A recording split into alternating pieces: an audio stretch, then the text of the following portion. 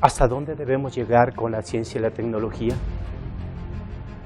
¿En qué etapa se rompe la frontera de lo moral y pasamos a lo inmoral cuando hacemos nuevos descubrimientos o llevamos a cabo progresos tecnológicos?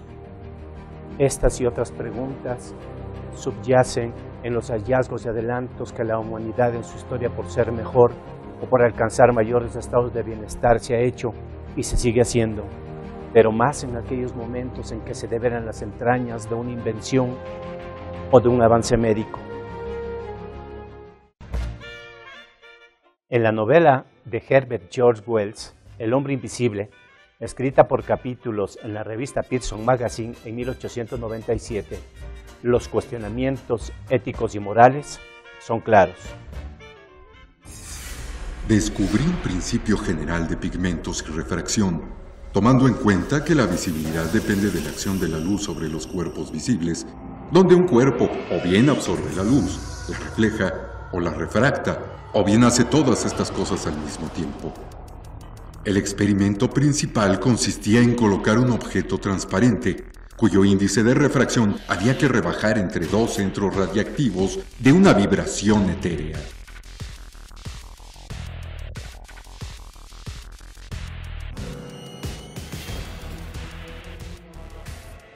El índice de refracción es una medida que determina la reducción de la velocidad de la luz al propagarse por un medio homogéneo. De esta manera, Griffin se convierte en un ser invisible, pero no logra regresar a su forma original.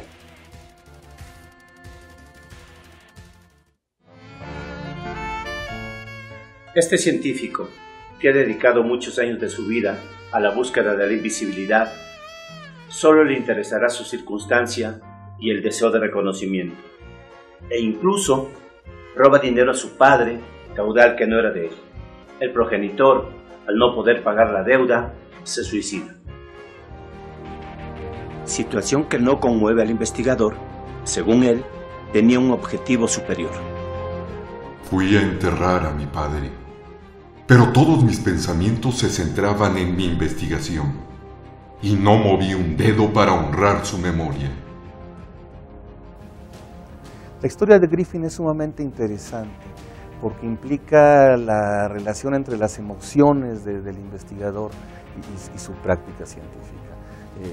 En esta historia, Griffin es un personaje extremadamente pobre, desesperado por su pobreza, y piensa que puede utilizar su saber científico para llegar a un hallazgo que le permita salir de esa situación económica. Y es ahí donde decide, con estos estudios de la refracción y de la óptica, lograr la invisibilidad, pero con la clara intencionalidad de delinquir. Entonces aquí vemos cómo la emoción está mezclada con el conocimiento científico de una manera muy clara. Y esto es magistral que se haga a finales del siglo XIX y que podamos retomarlo en el siglo XX. Una vez convertido en un hombre invisible, el mundo de ventajas que había supuesto variarán, y al paso de las horas y de los días, acabará en una suma de problemas que conducirán a la destrucción del ser incorpóreo, cuyo cuerpo invisible, después de haber sido apaleado por un grupo de campesinos iracundos, ya muerto, irá apareciendo lentamente frente a ellos. Lo anterior contraviene la idea tradicional, la idea clásica que se tiene de la ciencia. La contraviene radicalmente, puesto que se ha pretendido mostrar a la ciencia como algo puro, objetivo, neutro, alejado de cualquier otra influencia extracientífica, social, emocional, personal, y la realidad no es así.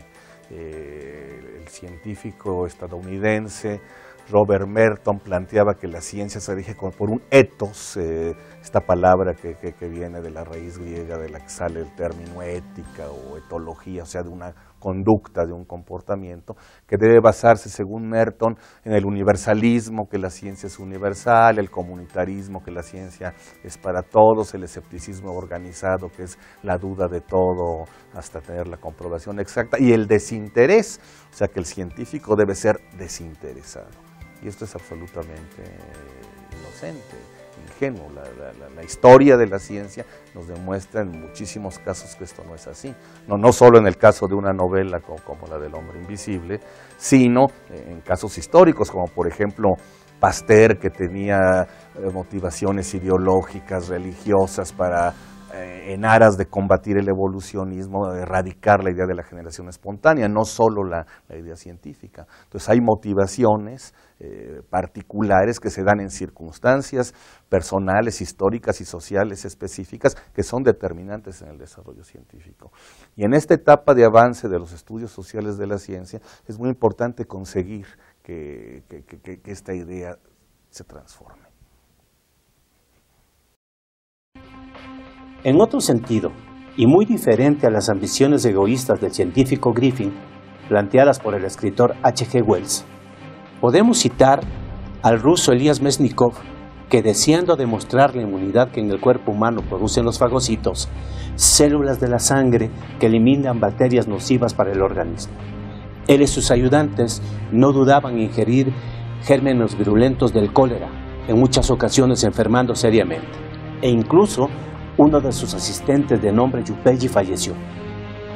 Dentro del mismo planteamiento de hacer el bien para los demás, sin importar cómo llegamos al objetivo, está el caso del descubridor de la vacuna, el médico inglés Edward Jenner, quien sabía que en Gloucester, ciudad donde había nacido, las ordeñadoras de vaca contraían una enfermedad benigna, la vacuna, quedando desde temprana edad inmunizadas de la viruela. El investigador observó que dicha circunstancia era común para los que andaban entre las vacas.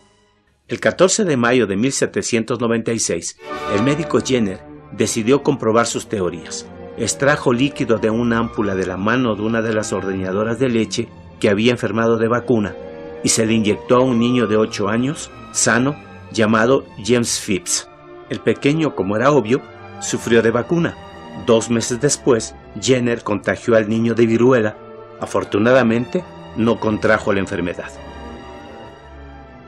Las enfermedades que azotaron a la humanidad durante muchos siglos y que a finales del siglo antepasado se pudo controlar, en específico alguna, la más importante, viruela, que al lograrse la vacuna contra este padecimiento ha permitido que esa invisibilidad de una enfermedad haya desaparecido. En la actualidad habría que hacer también referencias a elementos invisibles que siguen siendo el azote de la humanidad. Gracias a este experimento se han salvado millones de niños en el mundo. En dicho asunto flotan en el aire varias preguntas.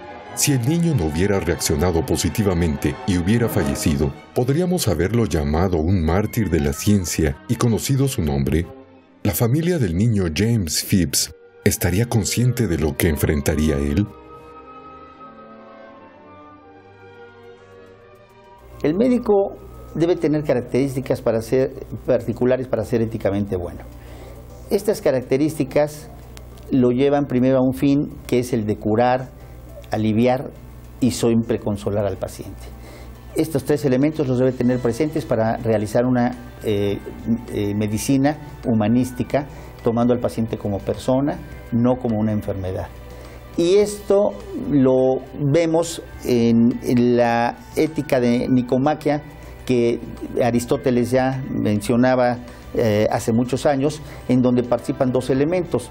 Los elementos del conocimiento del médico como tal, que son los que ha adquirido en su práctica y en sus estudios y que dependen de la inteligencia y de la conciencia del médico, y las actitudes del mismo. Estas actitudes que debe tener ante el paciente y que las resumimos como 4 elementos fundamentales, que es la prudencia, la discreción y el consejo que debe dar tomando estos 2 elementos anteriores, que lo llevan a que la medicina la practique como un arte. Y este arte se describe como el texbe, en griego hace muchos años, que es el saber qué hacer. Pero para saber qué hacer es saber cómo, saber qué y saber para qué hace el médico esto. Y esa medicina, tomando en cuenta estos elementos, es la medicina con una práctica ética y humanística que debe realizar todo médico siempre en su profesión. Asimismo, se tiene documentado que en beneficio de la ciencia, innumerables cuerpos fueron extraídos de panteones por estudiantes de medicina a los que se les llamaba resurreccionistas. La actividad se hizo tan frecuente que los parientes tuvieron que enterrar a sus muertos en algo parecido a sarcófagos de hierro, con toda una serie de cadenas y candados bajo estructuras de barras de acero, dándoles el nombre de sepulcro more safe, muerto seguro. Además, si algún moribundo llegaba a un hospital y en la marcha de los días no aparecían familiares, por la noche era robado. Ahora veamos lo que para algunos se designa como experimentación con animales, investigaciones con animales vivos, y para los opositores de esta práctica, vivisección, del latín vivus, vivo y sectium corte, experimentos que implican disecciones de animales vivos o anestesiados. En esta labor se incluye enflaquecer, engordar, enceguecer, lacerar, no dar de beber o hacer que animales nazcan sin patas, sin orejas, etcétera, etcétera. Así hasta llegar a la oveja Dolly, el primer mamífero en ser clonado a partir de una célula adulta. Para los investigadores que trabajamos con animales, en ningún momento existe la disyuntiva de lo que es lo moral o inmoral. Que nosotros hacemos nuestro trabajo con los animales tratando de contribuir con nuestro conocimiento a encontrar alguna cura, por ejemplo, cuando hacemos investigación biomédica, o a contribuir a entender la etiología de alguna enfermedad. El trabajo con animales es necesario porque no podemos trabajar directamente con humanos. La investigación experimental con animales ha logrado un avance significativo que ha representado un beneficio para la sociedad y de no existir esta investigación con animales, pues entonces había un retraso importantísimo en el avance médico y habría mucho más enfermedades que no tendrían cura. Por ejemplo, en el ámbito de las vacunas, la vacunación ha sido uno de los tratamientos que más beneficio ha proporcionado a la población a un bajo costo. O sea, porque lo que implica realmente el número de pacientes que mueren, por ejemplo, por alguna infección viral o bacteriana, con respecto al tratamiento actual que representa el prevenir esa patología, ya ni siquiera no tiene que, suponiendo que no muera el paciente, también son muchos gastos lo que representa el tratamiento, tanto por medicamentos, hospitalización de los pacientes cuando no se previenen estas patologías. De manera general, podemos agradecer los adelantos científicos a la manipulación de animales, y en este sentido podemos enumerar algunos hechos. Louis Pasteur, sin enfermar a un sinnúmero de conejos, no hubiera descubierto el virus contra la rabia. Si Robert Koch no hubiera rociado a cientos de animales con bacilos de la tuberculosis, no se hubiese descubierto que la transmisión llega por el aire. Si los dos Emilios, Emilio Roos y Emilio Bering, no hubieran sacrificado a un centenar de conejillos de Indias, no hubieran descubierto la cura contra la difteria que mataba a un sinnúmero de niños. O los perros de Iván Pavlov, implantados con tubos quirúrgicos para analizar los condicionamientos de las personas. De tal forma, podríamos nombrar a miles de investigadores en el mundo que diariamente trabajan, según algunos, con la disyuntiva de lo moral e inmoral.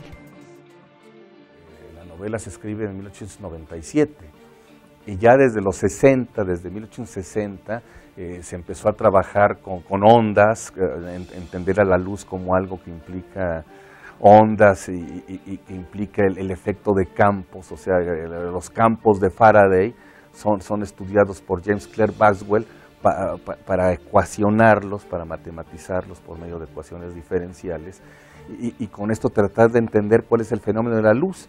Y así se va llegando a esta idea de la dualidad de la luz, de que la luz es un campo que en su oscilación es una onda, y uno podría empezar a pensar si modificando eso pudiera cambiarse la visibilidad, como hay cosas del espectro de luz que no son visibles. Tenemos la luz visible, la luz esta de los colores del arco iris, pero tenemos el infrarrojo, el ultravioleta, los rayos X.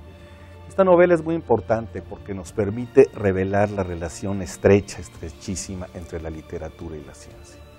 La literatura debe concebirse relacionada con la ciencia, no solo en la dimensión de la ciencia ficción, sino en diferentes facetas de la narrativa literaria. O sea, hay que pensarla siempre en cualquier tipo de novela, en cualquier tipo de cuento, donde debe tenerse el rigor y la claridad de que lo científico no sea incongruente, lo que se plantea en la narración pues no sea incongruente con lo científico.